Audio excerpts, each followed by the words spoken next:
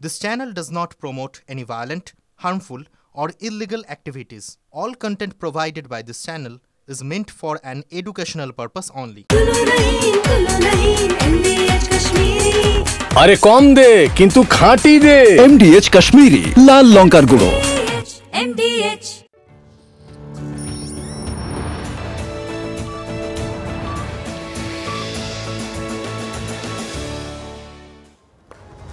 বিকেল ৫টা শুরু করছি আজকের পাঁচ কথা মানে এখনো পর্যন্ত যা যা ঘটে গেছে তার মধ্যে থেকে ঝাড়াই বাছাই করে সেরা খবর আপনাদের জন্য নিয়ে আসি আপনাদের সঙ্গে আমি মঞ্জিরা। আজ শুরুতেই পাঁচ কথায় জম্মু কাশ্মীরের দিকে নজর। হিমাচলের পর জম্মু কাশ্মীর ফের মেঘভাঙা বৃষ্টিতে বিপর্যয়। কিস্তওয়ারে মাচাইল মাতা যাত্রার রুটে বিপর্যয়, ভেসে গেল পুণ্যার্থীদের তাঁবু। এই মুহূর্তের খবর, অন্তত 17 জনের মৃত্যুর খবর পাচ্ছি আমরা, নিখোঁজ 30-এর বেশি। আরও একবার আপনাদেরকে জানিয়ে রাখি এই মুহূর্তের খবর, হিমাচলের পর জম্মু কাশ্মীর, সেখানে মেঘভাঙা বৃষ্টিতে বিপর্যয়। ছবি দেখাচ্ছি আপনাদের। কিস্তওয়ারে মাচাইল মাতা যাত্রার রুটে বিপর্যয়, ভেসে গেল পুণ্যার্থীদের তাঁবু। এই মুহূর্তে সায়ন্ত ভট্টাচার্য আমাদের সঙ্গে রয়েছেন, সরাসরি কথা বলবো তার সঙ্গে। সায়ন্ত, কি খবর পাচ্ছি আমরা? কতজনকে উদ্ধার করা সম্ভব হয়েছে? উদ্ধারকারী দল সেখানে পৌঁছেছে কিনা? ছবিটা কি এই মুহূর্তের? দেখো, ইতিমধ্যেই যেটা উদ্ধারকারী দলের তরফে জানানো হয়েছে যে উদ্ধার কিন্তু চলছে। ইতিমধ্যে প্রায় 40 জনের কাছাকাছি উদ্ধার করা রয়েছে এবং যার মধ্যে কিন্তু মহিলা পুরুষ নির্বিশেষে রয়েছে।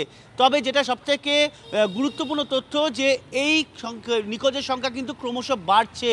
যেটা 30 ছিল কিছুক্ষণ আগে, সেই নিখোঁজ কিন্তু এখন প্রায় 50-এর কাছাকাছি গিয়ে ঠেকেছে। অর্থাৎ যত সময় যাচ্ছে তত কিন্তু নিখোঁজের পরিমাণ বেড়েছে বলে ইতিমধ্যে NDRF এবং SDF সূত্রে জানানো হয়েছে।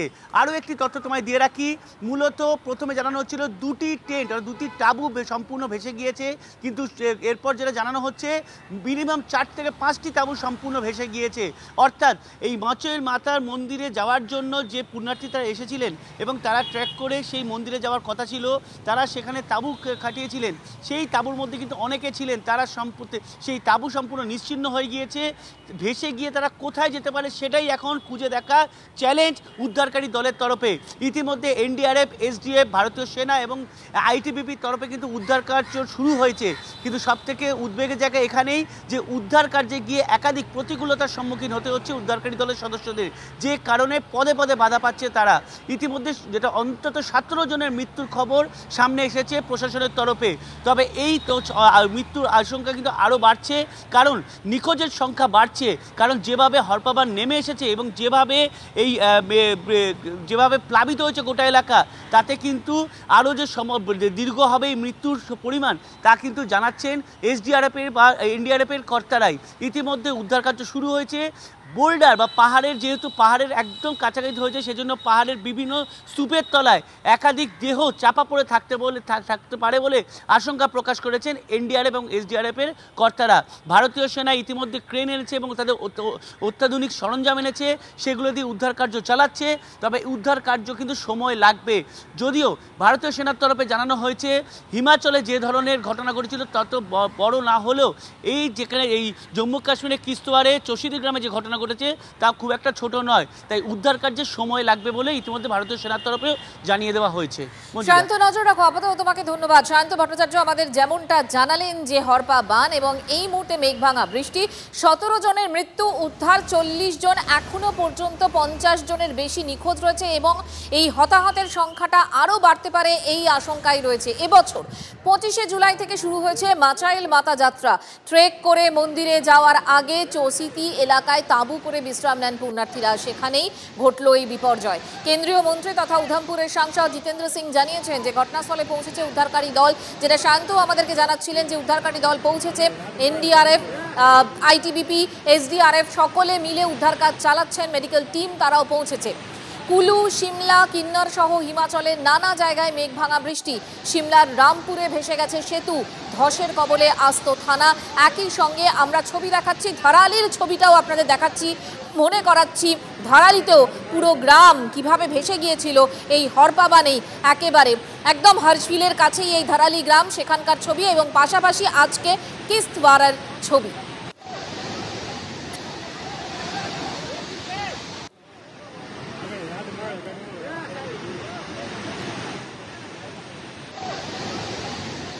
জম্মু কাশ্মীরের কিসওয়ারে মেঘভাঙা বৃষ্টিতে বিপর্যয়ে ক্ষতিগ্রস্তদের সমবেদনা জানিয়ে পোস্ট করেছেন, এক্স মাধ্যমে পোস্ট করেছেন প্রধানমন্ত্রী।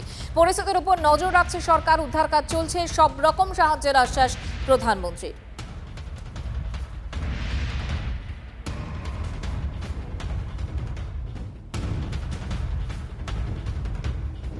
দিল্লিতে গাছ ভেঙে বিপত্তি।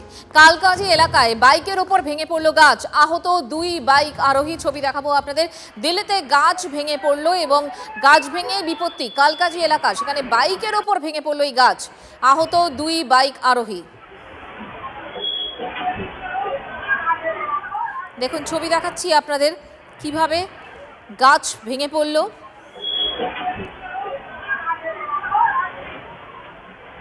দুজন বাইক আরোহী আহত হয়েছেন।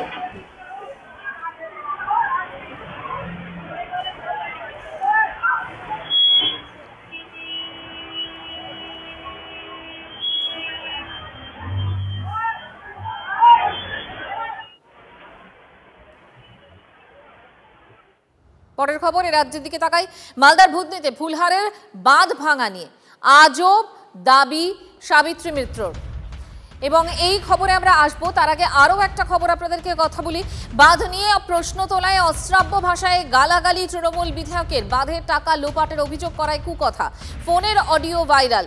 মানিকচকের তৃণমূল বিধায়ক সাবিত্রী মিত্রর বিরুদ্ধে কুকথার অভিযোগ। উত্তেজিত হয়েই একথা বলেছেন, স্বীকার করলেন মানিকচকের তৃণমূল বিধায়ক। এর পিছনে রয়েছে একটি চক্র, পাল্টা দাবি সাবিত্রী মিত্রর। এমএলএ ম্যাডাম বলছেন? হ্যাঁ ম্যাডাম বলছি, আমি এক সাধারণ জনগণ বলছি এভাবে ঠান্ডা এসি রুমে বসে আছেন, মিথ্যা ভাষণ কেন দিচ্ছেন ম্যাডাম? কোটি কোটি টাকা লুট করার পরে আপনি বলছেন যে বাদ বা কে বা কারা এসে বাদ ভেঙে দিয়েছে, বালির বস্তা দিয়ে। কে? আমি ম্যাডাম কোটি টাকার গল্প করে বালির বস্তা অটোমেটিক ভাঙবে।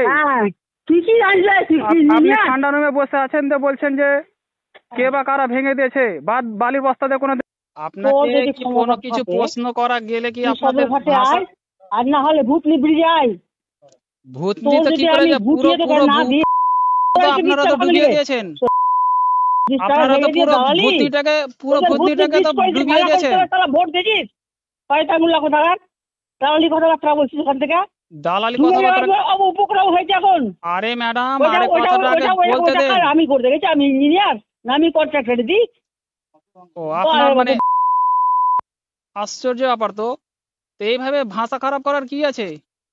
আপনি তো একটা এমএলএ না। খারাপ করো না, তুই বলা কে?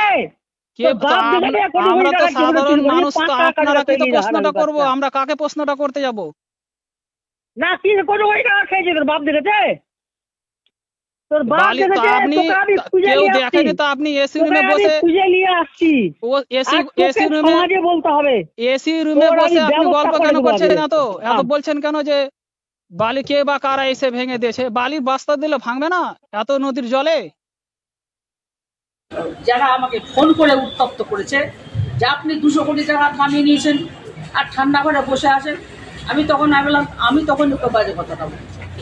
একটা দুটো লাইন বলেছি যে আমি বলি তুই কে রে, তুই আমাকে ফোন করা, জানিস আমি 2 টাকা কামিয়েছি, কন্ট্রাক্টর আমি কন্ট্রাক্টর, যারা কাজ দিচ্ছেন, যারা কাজ করছেন, এক্সিকিউটিভ যারা কাজ দিচ্ছেন ওকে কাজ করছে, এখানে আমি সিটি জানি না, আমি টেকনিক্যাল লোক। তো ওরা একের পরে বলে যাচ্ছিল, অনেক বাজে কথা বলেছে, তা নিয়ে একটা রেকর্ড করেনি, ফলে ওরা এরকমভাবে কিছু কথা বলেছে। তারপরে আমি এসপিকে ফোন করে বলেছি, নাম্বার দুটো নাম্বার দিয়েছি, দুটো নাম্বার ফোন করে দেখছি, একটা কেরলে আছে, একটা তামিলনাড়ুতে আছে, হয়তো মানিকচকের ছেলে হতে পারে। সেখান থেকে ফোন করেছে, আর মানিকচকের লোকরা রস নিয়ে, ওই মানিকচকের ছেলেরা যারা এখানে কিছু লোক আছে ভূতনিতে, একটা গ্রুপ আছে ওদের, আমি এসপিকে রিপোর্ট করলাম ওটাকে ভাঙার জন্য। এটাই হচ্ছে তার আসল রূপ, আসল ব্যবহার। মানিকচকের জনগণ সেটা দেখুক, তার রূপটা কি আছে বুঝতে পেরেছে। আমি বলছি লুট করেছেন, ত্রাণে দুর্নীতি করছেন, প্রায় এখন পর্যন্ত ভূতনিতে 3 বছরে 500 কোটির মতো খরচ হয়ে গেছে। কোথায় গেছে? সব নিশ্চিহ্ন হয়ে গেছে। অথচ এই সরকারের কোনো পরিকল্পনাই নাই ভূতনিকে টিকাবে, ভূতনি রক্ষা করবে, বরঞ্চ পারলে তাদেরকে জলে ভাসিয়ে দেওয়া হবে, আর সেটাই করছে প্রতি বছর। মালদার ভূতনিতে ফুলহারের বাঁধ ভাঙা নিয়ে আজব দাবি সাবিত্রী মিত্রর। সিপিএম এবং বিজেপি কয়েকটি বালির বস্তা সরিয়ে দেওয়ায় বিপত্তি, দাবি মানিকচকের তৃণমূল বিধায়কের। কাটা বাঁধটা যেভাবে কাজ করা হয়েছিল তারপর তাতে করে ওইটা ভাঙার কথা নয়। আমরা পরে বালির বস্তা দিয়ে বাঁধটাকে আটকেছিলাম। বালির বস্তা দিয়ে আটকাবার পর রাত্রি 4টার দিকে কেউ বা কারা কিছু লোক, এটা কংগ্রেস এবং সিপিএম এবং বিজেপিরা, সিপিএম বিজেপির লোকরা রাজনৈতিক ফায়দা তোলার জন্য ওখান থেকে সমস্ত রকমের মানে 2-3টা বস্তা ছড়িয়ে লিকেজ করে দিল। লিকেজ থেকে জল ঢুকতে ঢুকতে তারপর ওয়াশ আউট হয়ে গেল। সাবিত্রী মিত্র যখন এই অভিযোগ করছেন তখন বিরোধীরা কি বলছেন শুনুন। এরা তো জমিদারের মতো কাজ করে, এরা তো জমিদার মনে করে নিজেদেরকে। তো স্বাভাবিকভাবে কেউ প্রশ্ন করলে সাবিত্রী মিত্র তো তাকে গালিগালাজ করবে। এরা তো জমিদার নিজেদেরকে মনে করে না, জনগণ হচ্ছে এদের কাছে চাকর বাকর, তো জনগণকে সেইভাবে এরা ট্রিট করে। তাতে করবেই, এটা তো তৃণমূলের নেত্রী, নাকি এমনি হয়েছে নাকি? পশ্চিমবঙ্গে এই চলছে স্বেচ্ছাচার, স্বৈরাচার, দুরাচার, যা বলবে সেটাই চলছে। সাবিত্রী মিত্রের কুমন্তব্য দল সমর্থন করে না, প্রতিক্রিয়া চৈতালি সরকারের। আমার বিষয়টি বিশেষ জানা নেই যে কথাটা সত্যি না মিথ্যা। যদি এরকম কিছু বলে থাকেন তাহলে ভুল করেছেন, কালিমা লিপ্ত করার জন্য মিথ্যে কথাও বলে থাকেন। আমার মনে হয় না এই ঘটনাটি সত্য, উনি এরকম কথা বলেছেন। যদি বলে থাকেন তাহলে তিনি সত্যি এটা ভুল করেছেন।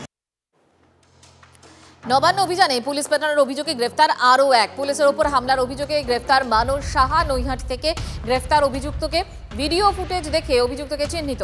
বিজেপি নেতা অর্জুন সিং এর দাবি, ধৃত মানস সাহা তাঁরই ঘনিষ্ঠ বিজেপি কর্মী। তিলোত্তমার জন্য আন্দোলনে গিয়ে গ্রেফতার হওয়ায় গর্ববোধ করছেন অর্জুন। ধৃত মানুষের পরিবারের অভিযোগ, অনেক রাতে পুলিশ এসে তুলে নিয়ে যায়। মানুষ পুলিশকে মারতে পারেন, এটা হতেই পারে না। দাবি পরিবারের, ভয় পেয়েই হেনস্থা করছে পুলিশ। অভিযোগ অর্জুন সিং এর। এই নিয়ে নবান্ন অভিযানে পুলিশ পেটানোর অভিযোগে গ্রেফতার 2। এটা তো আমার গর্বের ব্যাপার ভাই, কি আমার ঘনিষ্ঠরা তিলোত্তমার জন্য লড়াই করতে গিয়ে গ্রেফতার হচ্ছে। আমরাও গ্রেফতার হতে পারি, কোনো অসুবিধা নেই, আমরাও গ্রেফতার হতে পারি, আমাদের কিচ্ছু যায় আসে না। এই সরকারকে যতদিন এই সরকার মানে ইলেকশনে আমরা গণতান্ত্রিক পদ্ধতিতে না সরাতে পারি ততক্ষণ আমাদের এই লড়াই চলবে। আমরা গ্রেফতার হব, আমরা খুনও হয়ে যেতে পারি, আমাদের মারতেও পারে। এটা তো আমার গর্বের ব্যাপার। রাত্রি তখন 1:15 বাজে, 1:15টার সময় এসে ডাকছে, বেল দিচ্ছে। ওকে জিজ্ঞেস করলো আর কি যে আপনি কী কাজ করতেন? হ্যাঁ, আমি এয়ারফোর্সে কাজ করতাম। আর ছেলে, আপনার ছেলে এয়ারফোর্সে কাজ করতো? হ্যাঁ, এয়ারফোর্সে কাজ করতো। এখন একটা ব্যাংকে করে 9 তারিখে নবান্ন অভিযান ছিল না, ওই দিনকে গিয়েছিল। আচ্ছা আচ্ছা, তো সেই কারণেই কি অ্যারেস্ট করে নিয়ে গেলে বলেছে? সেসব কিচ্ছু বললো না। আপনারা জানতেও চাননি কি কারণে অ্যারেস্ট? তুই বলতেই না, কোনো ব্যাপারে ও ঝঞ্ঝাটে থাকেই না। আচ্ছা, কী হলো না হলো, কী করলো না করলো বুঝতে পারছি। বিজেপি করে ওই জন্য হতে পারে। ভালো ছিল, ওর পলিটিক্যাল অ্যাক্টিভিটিস আমার চোখে তো সেরকম কিছু পড়ে না, শুনেছি বিজেপি করে। এখন দেখুন, পাড়ার ছেলে হিসেবে ভালো ছেলে, ওকে তুলে নিয়ে গেছে কেন, কি কারণ, এটাই তো জানতে পারলাম না। মারার ছেলে নয়, ও মারপিট করার ছেলে না, মারপিট করার ছেলেও নয়। নবান্ন অভিযানের জন্য বেছে বেছে বিজেপি নেতাদের গ্রেফতার। গর্জে উঠলেন সুকান্ত মজুমদার। এবার বিজেপির ব্যানারেই নবান্ন অভিযানের হুঁশিয়ারি সুকান্ত।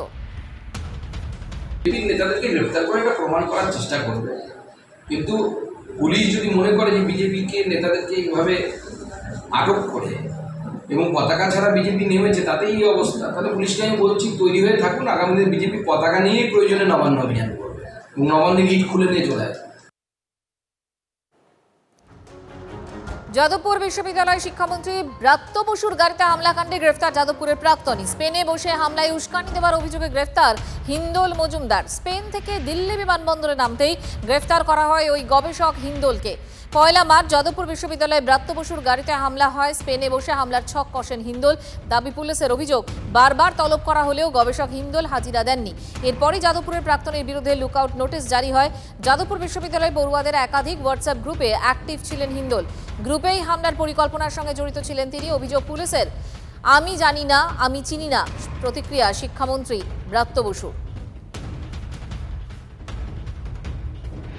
লুকআউট সার্কুলার দিয়েছিল, তার বেসিসে ওকে প্রথমে ডিটেইন করেছিল, তারপরে পুলিশ স্টেশনে রেখেছিল, এয়ারপোর্ট পুলিশ স্টেশনে। তারপর সন্ধেবেলা আমাদের এখানকার পুলিশ মানে এই যাদবপুর থানার যারা অফিসার তারা গেছিলেন, গিয়ে ওকে ফাইনালি অ্যারেস্ট করেছেন। যেটা বলা হচ্ছে যে ও নাকি ওখান থেকে মাস্টার মাইন্ড করেছে, এটা খুব একটু কষ্টকল্পনা। তো মানে ও ওখান থেকে বলে দিল আর এখানে লোকজন ইয়ে করে ফেললো। এটা এতদিন আগে পাস করে যাওয়া একটা ছেলে এটা করতে পারে বলে আমার মনে হয় না।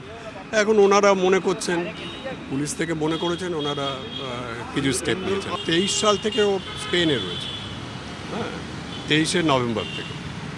মার্চ মাসে যেদিন ঘটনা ঘটে সেদিন তো স্পেনেই ছিল। এবং এখান থেকে অন্য একটা কেসে একটা ইন্টিমেশন গেছিলো, সেই ইন্টিমেশনে ও তার এগেনস্টে একটা ইমেলও পাঠিয়েছিল যে আমি ছিলাম না, আমি এখন স্পেনে রয়েছি, রিসার্চের কাজ করছি, ফলে আমার পক্ষে এক্ষুনি এসে এখানে থানায় যোগাযোগ করা সম্ভব নয়। সেটা ও ইন্টিমেশনও দিয়েছিল, মানে মেলও পাঠিয়েছিল। ফলে এখন এটা অন্য একটা কেসের ব্যাপারে এখন বলছেন ওনারা। মানে আমি মনে হয় না যে ফাঁসিয়ে খুব কেউ ফায়দা লুটতে পারে। ফাঁসিয়ে যদি ফায়দা লুটতে পারে তবে তো ফাঁসাবে, ওকে ফাঁসিয়ে কারো কেউ লাভ হবে বলে মনে হয়। তো আইনি পথে চলে গেছে, এখন আইনি লড়াই ছাড়া কোনো উপায় নেই। ব্রাত্য বসু বলছেন যে তিনি চেনেন না, তিনি জানেনও না। এটা তো আমি আপনাদের মতোই, মানে আপনাদের মিডিয়া থেকেই আমি জেনেছি। পুলিশের সঙ্গে আমার কাছে কোনো তথ্য বা জাতীয় কোনো খবর আমার কাছে ছিল না। ফলে এটা নিয়ে আলাদা করে আমার কোনো বক্তব্য নেই, বক্তব্য দিয়ে আমার সমীচীন হবে না। এটা নিয়ে আপনাদের যদি কোনো মানে বিবৃতি দরকার, আমার মনে হয় পুলিশের থেকে চাওয়াই ঠিক হবে। পুলিশ মানে বিরোধীরা বলছে পুলিশের একটা অতি সক্রিয়তা, একটা ছেলে স্পেনে গবেষণা করেন, সেখান থেকে কনস্পিরেসি করেছে, এই দাবি সত্যি আমি বলতে পারবো না। মানে এটা আপনারা যখন একই দিকে বলেন যে আইনের মতো চলবে, আমি তাই তো বললাম যে আমার সমর্থনও নেই, আমার বিরোধিতাও নেই, কিছুই নেই, আমার কোনো বক্তব্যই নেই। আইনের মতো চলবে এটাই আমি বলছি না, আপনারা বলেন তো আমার কোনো বক্তব্য নেই, সেটা আমি সেই বক্তব্যটাও বলছি না। আপনার গাড়িতেই তো এটা হামলা হয়েছে, আপনি কি মনে করেন পুলিশ এটা ঠিক কাজ করেছে? আমি তো আমার সাথে পুলিশের কোনো কথা হয়নি, আমি খোঁজ নিয়ে দেখি না পুলিশের অ্যাকশনটা ঠিক। আমি তো জানি না, আমি ছেলেটিকে চিনি না, আমি বললাম না। এখানে তো এটাই হচ্ছে, যাদের উপর অপরাধ হচ্ছে তাদেরকে জেল খাটতে হচ্ছে। অপরাধীদের জন্য স্বর্গরাজ্যের নাম পশ্চিমবঙ্গ, আর যারা অপরাধীর শিকার হয় তাদের জন্য পশ্চিমবঙ্গ নরকের রাজ্য। এখানে যারা অপরাধ করে তাদেরকে প্রশংসিত করা হয়, আর যাদের উপর অপরাধ হয় তাদেরকে নিন্দিত হতে হয়, অত্যাচারিত হতে হয়। এটাই বাংলার মামাটি মানুষের রাজ্য। টানা বৃষ্টিতে বিপর্যস্ত উত্তরবঙ্গ। 29 মাইলের কাছে 10 নম্বর জাতীয় সড়কে ধস, বন্ধ সিকিমগামী রাস্তা। লাভা হয়ে সিকিম যাওয়ার রাস্তাও বন্ধ। কোথাও বসে গিয়েছে জাতীয় সড়ক, কোথাও নদী গর্ভে চলে গিয়েছে জাতীয় সড়কের অংশ। ছবি দেখাচ্ছি আপনাদের। যারা পাহাড় ভালোবাসেন, যারা প্রকৃতির টানে বারবার পাহাড়ে আসেন, তারা এই গোটা এলাকাটাকে হাতের তালুর মতো চেনেন। সিকিমের লাইফ লাইন NH10 যে জায়গাটায় আমরা দাঁড়িয়ে আছি সেটা 29 মাইল। গত দুদিনের লাগাতার বৃষ্টিতে এই গোটা রাস্তায় একাধিক এলাকায় ধস নেমেছে, কোথাও কোথাও রাস্তা বসে গিয়েছে। এবার দেখাবো সেই ছবিটা যেখানে আবারও রাস্তার একটা বড় অংশ কিন্তু তিস্তা গর্ভে বিলীন হয়ে গেছে। গত দুদিনের লাগাতার বৃষ্টিতে এই গোটা এলাকার জাতীয় সড়কটা কার্যত ঠিক এই জায়গা দিয়ে তলিয়ে নদী গর্ভে চলে গিয়েছে। গতকাল অবধিও রাস্তাটা ছিল ওইখানে, অর্থাৎ এই দিক দিয়ে রাস্তাটা যাচ্ছিল, সেই রাস্তা কিন্তু তলিয়ে গিয়েছে। নতুন করে এখন পাহাড় কেটে তৈরি করা হচ্ছে রাস্তা, এবং এই দুখানা গাড়ি নিয়ে এসে সকাল থেকে যে পাহাড় কাটা হচ্ছে, আমি দেখাবো ছবিটা। এই গোটা এলাকায় কিন্তু পাহাড় কাটা হয়েছে। পাহাড় কেটে তার যে ধ্বংসস্তূপ, যে পাথর, সেই পাথর সরিয়ে সরিয়ে নদীগর্ভে ফেলে দিয়ে নতুন করে এভাবে একটা রাস্তা তৈরি করার চেষ্টা করা হচ্ছে, যাতে অন্তত যান চলাচল সচল থাকে। কারণ সিকিমের ক্ষেত্রে একদিকে যেমন এই ট্রেন বন্ধ হয়ে গেছে, তেমনি বিকল্প সড়ক হিসাবে যে লাভা হয়ে কালিম্পং হয়ে যে সিকিম যাওয়া যায় সেই রাস্তাতেও কিন্তু অসংখ্য ধস রয়েছে, কোথাও কোথাও রাস্তাও বসে গিয়েছে। এবং এই NH10-এর ক্ষেত্রেও একাধিক এলাকায় এই ধরনের ধস থাকায় যানবাহন চলাচল সম্পূর্ণভাবে বন্ধ হয়ে গিয়েছে। প্রচুর মানুষ আটকে রয়েছেন, যারা কাজে যান, যারা পর্যটকরা ইতিউতি আছেন। প্রশাসনের তরফ থেকে বলে দেওয়া হয়েছে এই গোটা রাস্তাগুলো কিন্তু অত্যন্ত বিপজ্জনক। আমি একবার যদি দীপায়ন আরেকটু এগিয়ে আসে এবং আমরা যদি আরেকটু এগিয়ে যাওয়ার চেষ্টাটা অন্তত করি, প্রত্যেক মুহূর্তে কিন্তু বিপদের ঝুঁকি রয়েছে এবং যে কোনো সময় এই জায়গাগুলো তলিয়ে যেতে পারে। আমি দেখাবো ছবিটা ঠিক কী অবস্থায় আছে এবং এইখান দিয়ে কীভাবে পাথরগুলো গড়িয়ে গড়িয়ে পড়ছে। এই গোটা এলাকাটা কিন্তু কার্যত রাস্তা ছিল এবং নদীর গর্ভে তলিয়ে গিয়েছে। সেই জায়গায় দাঁড়িয়ে একদম বিকল্প হিসেবেই পাহাড় কেটে নতুন করে রাস্তা তৈরি করার চেষ্টা হচ্ছে। দুপারেই অসংখ্য গাড়ি আটকে গিয়েছে। কবে নাগাদ পরিস্থিতি স্বাভাবিক হবে তা এখনই প্রশাসনের পক্ষে বলা সম্ভব হচ্ছে না। কালিম্পংয়ের 29 মাইল থেকে ক্যামেরা দীপায়ন সাহার সঙ্গে প্রসেনজিৎ চৌধুরী, TV9 বাংলা। যদি MDH কিচেন কিং কিচেনে থাকি তো আমরা যা ইচ্ছে তৈরি করতে পারি। বেগুনের ভর্তা, আলু কপি, ভিন্ডি মশলা, আরো অনেক কিছু। MDH